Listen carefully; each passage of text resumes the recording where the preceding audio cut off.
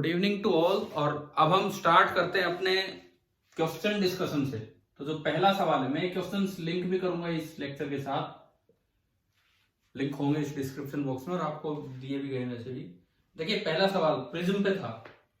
अगर ये ट्राई किया हो आपने, आपसे हुआ नहीं हुआ आप बताएंगे। और जिस बच्चे ने जो वीडियो से ही अटेंड करे, कुछ बच्चे ऐसे होते हैं जो लाइव क्लास अटेंड नहीं करते हैं, तो ये सॉल्यूशन देखने से पहले एक बार अपना रुक के क्वेश्चन ट्राई कर ले डिस्क्रिप्शन बॉक्स में से लेके। तो देखिए ये जो क्वेश्चन है उसमें नंबर 11 नाम से है। ये एक डायग्राम आपको दिया गया है, हुआ क्या बताओ किसी से? हाँ भाई, क्लास ने ट्राई किया है अभी तक? आगे नहीं हुआ सर। नहीं हुआ, पूरा नहीं हुआ। देखो रुको रुको, मैं करवाता हूं फिर, सुनिए। A ray of light is incident normally on the first refraction phase of an isosceles prism। ये कोई isosceles prism है तो ये एंगल A, ये थीटा, ये भी थीटा, बराबर है दोनों एंगल। दोनों के दोनों एंगल आपके ये इक्वल है। अच्छा अब देखो, इसमें बोला गया है कि एक रे नॉर्मली इंसिडेंट हुई फर्स्ट रिफ्रैक्टिंग फेज पे। नॉर्मली इंसिडेंस हुई फर्स्ट रिफ्रैक्टिंग फेज पे, ठीक है। और ये बाहर निकलती है at grazing emergence. Grazing emergence क्या होता है? ग्रेजिंग इमरजेंस, हाँ ये बिल्कुल इसको ना यूं टच करते हुए निकली होगी ऐसे। ये पहला डायग्राम, इनिशियल डायग्राम है ये मैंने यहां का नॉर्मल दिखा दिया और इस तरह से। अच्छा अगर 90 डिग्री पे इंसिडेंट हुई है तो ये कुछ डेविएट होगी कि सीधी जाएगी? सीधी जाएगी। तो ये रे एज इट इज आगे निकल जाएगी, ये रे सीधी यूं, ठीक है। उसके बाद अब बोला गया कि अगर मैं इसको आधे पार्ट को काट दूं, शेडेड पोर्शन इन्होंने दिया, मतलब हाफ पोर्शन है, शेडेड होती क्या हो, बिल्कुल आधा पोर्शन है। तो अब आप ये देखो, अगर आधा पोर्शन कट कर दिया तो ये प्रिज्म ऐसा हो जाएगा, ऐसा। ये एंगल कितना ऊपर? a/2, ये थीटा। अब बोला गया है कि अगर यही रे इस पे डाली जाए, यही सेम रे अगर इस पे डाली जाए तो वो कितने एंगल पे बाहर निकलेगी, ये हमें बताना है। Once again normally incident ray है, बिल्कुल सीधी एज इट इज। तो ये तो क्या इसमें किसी बच्चे को डाउट है सीधी क्यों ले गए हम नॉर्मल इंसिडेंट रे को? ठीक है ना, क्योंकि यहां एंगल ऑफ इंसिडेंस 0 डिग्री है तो एंगल ऑफ रिफ्रैक्शन भी 0 डिग्री आएगा बाई स्नेल्स लॉ। तो अब इन्होंने ये पूछा है, अब अगर आप यहां नॉर्मल डालते हैं तो जब ये रे बाहर निकलेगी, away from the normal bend होगी, तो एंगल ऑफ इमरजेंस ई कितना है अगर यहां पे ई 90 डिग्री है? तो क्या क्वेश्चन आ गया समझ? डायग्राम दोनों दिखा दिए मैंने, ठीक है। और इसमें जो 4 ऑप्शन लिखे हैं, पहला ऑप्शन कहता है कि इमरजेंस एंगल होगा sine inverse of half of secant of a/2। ये मैं अपनी तरफ से नहीं, जो डाउट्स आए हैं वही आपको सेंड किए बस ये। सेकंड है will not emerge. Will not emerge का क्या मतलब है कि क्या हो जाएगा? TIR। सेकंड का मतलब है कि वहां एमर्जी नहीं होगी, तो मतलब अंदर ही रह जाएगी, TIR ही हो जाएगा। तीसरा ऑप्शन है कि इमरजेंस एंगल होगा sine inverse half of secant a/4। Sine inverse half of secant a/4, ये है आपका थर्ड एंगल। एंड फोर्थ है नन ऑफ दीज। ये इसके 4 ऑप्शंस दिए गए हैं। अब देखो मुझे E निकालना है ना, तो मुझे A दे रखा है, A भी दे नहीं रखा कहीं क्वेश्चन में कितना है कितना नहीं है, तो मैंने वो A ही मान लिया ऊपर वाला एंगल। अच्छा अगर इसमें A होगा तो उसमें a/2, ये बात आ गई ना समझना आपको? आधा काटा है, बिल्कुल हाफ प्रिज्म काट दिया। Refractive index of prism n मान लो, तो वो तो यहां भी n ही रहेगा। तो और तो मैं कुछ कर ही नहीं सकता, मैं तो स्नेल्स लॉ लगा सकता हूं, एक बार यहां एक बार यहां। थोड़ा ज्योमेट्री का यूज जरूर करना चाहिए ताकि मुझे एंगल ऑफ इंसिडेंस पता लगे, यहां भी पता लगे और यहां भी पता लगे। हाँ जी, ये ढूंढ के लाओ फिर, तभी तो स्नेल्स लॉ लगाएंगे। देखो ये 90 ये ए, तो ये 90 माइनस ए, ये बचा 90 डिग्री माइनस ए, और ये पूरा 90 नॉर्मल है तो 90 में से 90 माइनस ए घटेगा तो ये कितना हो गया,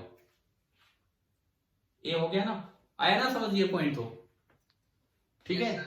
ऐसे ही यहाँ बिल्कुल सेम ऐसे यहाँ ये 90, ये a/2, तो ये कितना हो गया 90 माइनस a/2, आ गया समझ, ठीक है। और ये पूरा 90 नॉर्मल के साथ, तो ये बार बार ये एंगल ऑफ इंसिडेंस कितना हो गया a/2। आप बताओ क्या यहां तक क्लियर है ये चीज, ठीक है।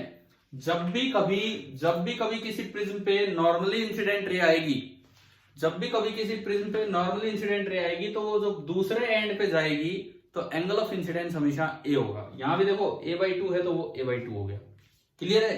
आगे से अगर ऐसा सवाल कभी आए तो ये चीज दिमाग में आ जानी चाहिए कि भाई नॉर्मल इंसिडेंट रे है तो दूसरे फेस पे बिल्कुल ए एंगल पे जाके इंसिडेंट होती है, ठीक है। अब इसके बाद आप यहां लगाओ स्नेल्स लॉ, क्या इक्वेशन बनेगी यहां n into sine A N sine A is equal to 1 into sine 90 degree. तो मेरी पहली इक्वेशन बनी n into sine A is equal to 1, ना मुझे n पता ना a पता। अब मैं दूसरी इक्वेशन वहां लगाऊं, वहां क्या बनेगी, e निकालना है मुझे, n into sine of a/2 is equal to 1 into sine of e, equation number 2।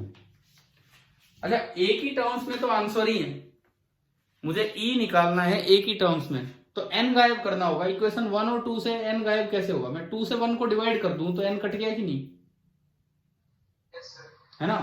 तो हमने क्या किया, n को रिमूव करना था क्योंकि n किसी ऑप्शन में भी नहीं है और n गिवन भी नहीं है। तो हमने क्या किया, 2 से 1 को डिवाइड किया, तो देखो ऊपर इधर तो बचा sine a/2 divided by n cut गया, तो ये है साइन a बराबर उधर ओनली साइन e। और अभी थोड़े दिन पहले भी हमने इसको सिंप्लीफाई किया था, थोड़े दिन पहले भी इसको सिंप्लीफाई किया था, कैसे बताओ क्या करें, sine A is equal to 2 sine a/2 into cos a/2। हाँ हमने ये यूज किया था कि जो साइन 2 थीटा होता है, हमने ये यूज किया था कि जो साइन 2 थीटा होता है वो होता है 2 साइन थीटा कोस थीटा। तो अगर हम इसको यूज करें तो ये आपका बनेगा साइन, एक मिनट एक बच्चे ने मैसेज भेजा, मैं वो देखता हूँ क्या है। Sir meeting for which class as you didn't send this message in the group of 10th F1 star. क्या F1 स्टार के ग्रुप में मैसेज नहीं भेजा गया ये,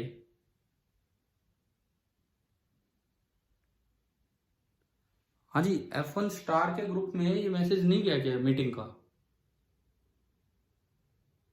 sir 10th F1 star class के ग्रुप में नहीं गया।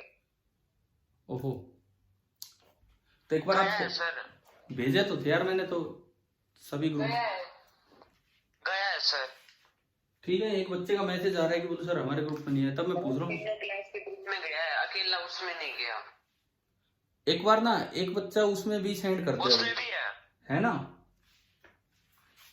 ठीक है। मैंने तो देखो मुझे जहां तक ध्यान है मैंने भेजे थे, सभी ग्रुप्स में भेजे थे, तो आप देखिए इधर। तो साइन ई बराबर दिस इंप्लाइज साइन a/2 तो ऊपर है अपॉन साइन ए आपका होगा 2 साइन a/2 कोस a/2 बराबर साइन ई। साइन a/2 से साइन a/2 गया, कोस a/2 ऊपर जाके क्या बन जाएगा, हाफ तो बाहर है, कोस a/2 ऊपर जाके क्या बन जाएगा सिकेंड a/2 बराबर साइन ऑफ ई। और अगर आप यहां से ई निकालोगे तो आप ये देखो पहला ऑप्शन आ रहा है, साइन इनवर्स बन के बाहर आ रहा है, साइन इनवर्स ऑफ, ऐसे ही लगाते हैं ना साइन इनवर्स, पता होगा आपको। ये जो भी पूरा नंबर है इसके बाहर साइन इनवर्स आ जाएगा, तो ये आपका ई आ गया। तो देखो अब जैसे एक बच्चा भी बोल रहा था कि इसे पूरा सोल्व नहीं हुआ, ये दूसरी तीसरी बार हो रहा है ये काम। तो ये ट्रिग्नोमेट्री के फॉर्मूले हमें याद होने चाहिए कि कैसे इन ट्रिग्नोमेट्रिक इक्वेशंस को हम आगे बढ़ाएं, आगे सोल्व करें।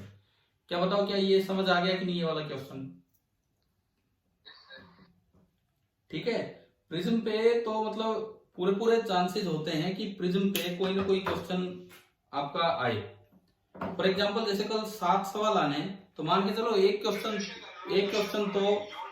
क्वेश्चन तो हमें 100% आपका प्रिज्म पे मिलेगा ही मिलेगा, ठीक है। अब वो तो खैर हम इतना भी श्योर नहीं हो सकते, पता नहीं किस तरह का क्या हो, पर चांसेस होते हैं पूरे। अच्छा सुनिए, दूसरा सवाल जो हम अभी डिस्कस करेंगे, आसान है वो क्वेश्चन, फिर भी देख लेते हैं, डाउट आया है तो इसलिए।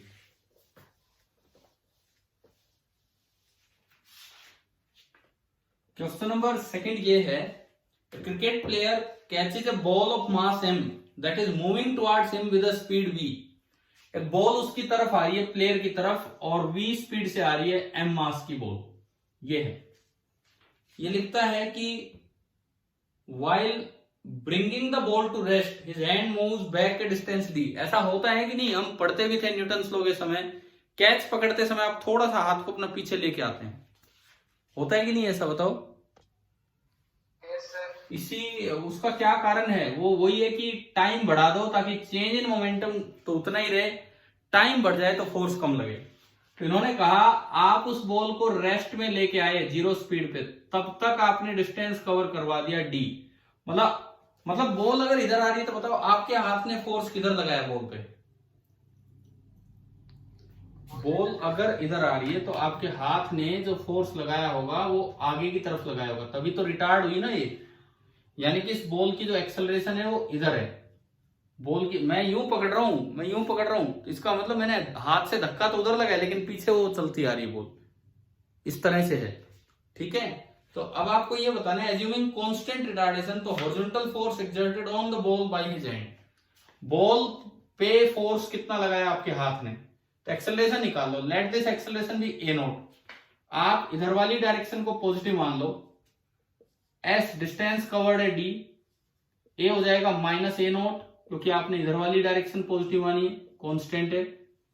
इनिशियल स्पीड है v, फाइनल स्पीड है 0। तो सबसे पहले यहां से a निकाल दो, a कांस्टेंट है तो कौन सी इक्वेशन लगानी चाहिए मुझे, v² minus u² is equal to 2as, ये 0 और u की जगह v, तो ये बना -v² is equal to 2 into -a naught into d, minus से माइनस गया तो a नॉट आ गया v² बाई 2d। अब इतनी एक्सेलरेशन है बॉल की, और जो उस पे फोर्स लगा, फोर्स होगा मास इंटू एक्सेलरेशन, जो फोर्स का मैग्नीट्यूड होगा that will be mass into acceleration. तो फोर्स आपका आ गया m into v² by 2t। समझ में आ गया ना ये तो,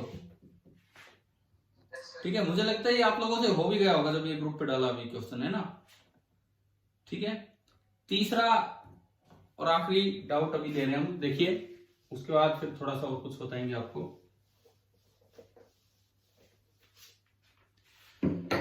क्वेश्चन नंबर थर्ड, लोडेड बस जिसका मास m2 है एंड अनलोडेड बस जिसका मास m1 है। एक तो बस है खाली बस का तो मास दिया है m1, और एक बस है भरी हुई जिसमें कुछ लोग हैं, तो इसका मास है m2, ये आपको दे रखा है। They are both moving with the same kinetic energy. भाई काइनेटिक एनर्जी इनिशियल लेट मैंने मानी इसकी t है, काइनेटिक एनर्जी का वैसे सिंबल होता है t, और काइनेटिक एनर्जी इनिशियल इसकी भी t है, ये हमने मान ली, ठीक है। ये कहता है brakes are applied to both the buses so as to exert equal retarding force equal लगा है लेकिन एक्सेलरेशन इक्वल नहीं है। बताओ कि किसकी एक्सेलरेशन ज्यादा है, मतलब रिटार्डेशन, किसकी रिटार्डेशन ज्यादा है। देखो लोडेड बस का मास ज्यादा होगा तो एक्सेलरेशन या रिटार्डेशन उसकी कम होगी, जिसको टाइम लग जाएगा ब्रेक लगने में, ये टाइम लग जाएगा कुछ ना कुछ। इसमें जो रिटार्डेशन होगी वो मैंने कहा a2, और ऊपर वाले में जो रिटार्डेशन है वो ज्यादा होगी a1, क्योंकि क्योंकि दोनों पे जो फोर्स लगा है, दोनों पे फोर्स सेम लगा है। एक्सेलरेशन तो मास पे डिपेंड करेगी, तो इसका ये मतलब है ये सब हुआ। रिटार्डेशन इसमें कम है, यानी कि A1 is greater than A2, ऐसा कुछ दिया गया है। तो इन्होंने बोला है if S1 and S2 are the distances covered by the two buses before coming to rest, रुकने से पहले दोनों बसेस की डिस्टेंस S1 और S2 है। एक बस चली S1 चल के उसकी स्पीड 0 होगी, एक बस चली S2 और S2 चल के उसकी स्पीड 0 होगी। तो इन्होंने बोला है कि S1 बाई S2 बताएं कि क्या होगा इस क्वेश्चन में। पहली बात ये बताओ, रिटार्डेशन किस बस की ज्यादा है? ज्यादा ऊपर वाले की, खाली बस की। तो जिसकी रिटार्डेशन ज्यादा होगी वो जल्दी रुकेगा या उतना ही चल के रुकेगा? बताओ। रिटार्डेशन ज्यादा है तो वो जल्दी रुकना चाहिए या उतना ही चल के रुकना चाहिए? जल्दी। जल्दी तब रुकता है जब इनिशियल स्पीड, हाँ जल्दी तब रुकता है जब इनिशियल स्पीड दोनों की सेम होती। क्या इनिशियल स्पीड दोनों की सेम है? अगर ऐसा होता कि इनिशियल स्पीड दोनों की सेम होती और रिटार्डेशन ज्यादा है तो जल्दी और तुरंत रुक जाता, बहुत दूर नहीं जाता, और ये देर में रुकता, मतलब थोड़ा ज्यादा चल के। क्या इनिशियल स्पीड दोनों की ज्यादा है क्या? ना, इनिशियल स्पीड दोनों की सेम है क्या? इनिशियल काइनेटिक एनर्जी दोनों की सेम है, काइनेटिक एनर्जी दोनों की सेम है, लेकिन मास इसका कम है तो इसकी स्पीड क्या होगी? भाई काइनेटिक एनर्जी दोनों की सेम है, मास इसका कम है तो इसकी स्पीड बोलो ज्यादा होगी। तो इसमें स्पीड ज्यादा है, रिटार्डेशन ज्यादा है, तो हो सकता है उतना ही दूर जाके रुके। स्पीड भी ज्यादा है, रिटार्डेशन भी ज्यादा है, तो हो सकता है कि ये भी उतनी ही दूर जाके रुके, हो सकता है ये भी उतनी ही दूर जाके रुके। तो ऐसे तो हमें पता नहीं लग रहा, यूं तो चेक करें तो रिटार्डेशन से तो लगता है कि ये कम डिस्टेंस में रुकेगा, परंतु इनिशियल स्पीड ज्यादा है तो इस वजह से पता नहीं लग रहा। तो इन्होंने S1 बाई S2 पूछा है, रेशियो पूछा है। तो पहली बात तो मुझे पता लगे कम ज्यादा होगा या सेम रहेगा। सेम रहेगा जब तो रेशियो बन ही आ जाएगा। कैसे करें बताओ, आपने कर भी लिया होगा ये सवाल अभी तक। V square is equal to U square plus 2S। ठीक है, मान लो मैंने वो लगाया V square equal to U square plus 2S, उससे S1 आ जाएगा M1 V square upon 2F। अच्छा आपने F की, M2 ठीक है ठीक है V2 square upon 2F। ठीक है, फिर काइनेटिक एनर्जी सेम ही है, सेम हाफ है, है, M V ठीक है square दोनों की सेम है और फोर्स भी सेम है, तो 1:1। ठीक है ठीक है। इन्होंने एक्सप्रेशन निकाल दिया S1 और S2 का, इनका तरीका ठीक है, एक्सप्रेशन निकाल दिया। अब मैं चलता हूं दूसरे तरीके से, डायरेक्ट वर्क एनर्जी थ्योरम से। इनिशियल काइनेटिक एनर्जी दोनों की सेम है, फाइनल काइनेटिक एनर्जी दोनों की 0 है, दोनों की। तो चाहे मास कम हो चाहे मास ज्यादा हो, आप बताओ चेंज इन काइनेटिक एनर्जी दोनों में सेम है कि नहीं? चेंज इन काइनेटिक एनर्जी है ना, चेंज इन काइनेटिक एनर्जी दोनों की सेम है, इसका मतलब वर्क डन दोनों पे सेम हुआ होगा। वर्क एनर्जी थ्योरम यही तो कहती है, ठीक है। वर्क किसने किया? वर्क केवल एफ फोर्स ने किया, वर्क केवल एफ फोर्स ने किया। देखो वर्क एनर्जी थ्योरम आपने इस पे लगाई, इस पे लगाई, तो work done by all the forces equal to change in kinetic energy. Constant retarding force लग रहा है तो वर्क होगा F इधर S1 उधर, तो F into S1 into cos 180 degree कितना हो गया? माइनस FS1, समझ आया है ना, is equal to change in kinetic energy 0 minus T, यानी कि माइनस टी। तो यहां से मैंने देखा तो S1 कितना आ गया? T by F। सिमिलरली अगर आप S2 देखेंगे तो वो भी T बाई F आएगा, क्योंकि ना T में 1 और 2 है वो दोनों सेम है, ना F में 1 और 2 है वो दोनों सेम है। तो जो डिस्टेंस कवर्ड है वो है initial kinetic energy upon force का रेशियो, ये आ रहा है initial kinetic energy upon force का रेशियो। इसका मतलब ये रेशियो कितना हो जाएगा? 1:1। क्या इस तरीके से समझ में आया वर्क एनर्जी थ्योरम से? हाँ जी बोलिए, क्लियर है क्या वर्क एनर्जी थ्योरम से ये वाला सवाल? ठीक है। और जो अभी आप लोगों ने जो सॉल्यूशन बताया उसमें था कि आप पहले एक्सेलरेशन निकाल लो, v² equal to u² plus 2s। Acceleration को लिख दो f/m1 और एक में लिख दो f/m2, और वहां से भी जब आप कंपेयर करोगे तो दोनों वैल्यूज सेम आ जाएंगी। वर्क एनर्जी थ्योरम से करो चाहे आप काइनेमेटिक्स से करो। क्या क्लियर है कि नहीं बताओ यहां तक? ठीक है। अब देखो मैं एक फाइनल कुछ पॉइंट्स आपको बता रहा हूं, बाकी तो भाई पेपर कैसा आता है और आपकी कैसी तैयारी उन पे डिपेंड करते हैं सारी बातें। अच्छा, इस पेपर के बाद 22 के बाद आपका 24 को सब्जेक्टिव भी है ना,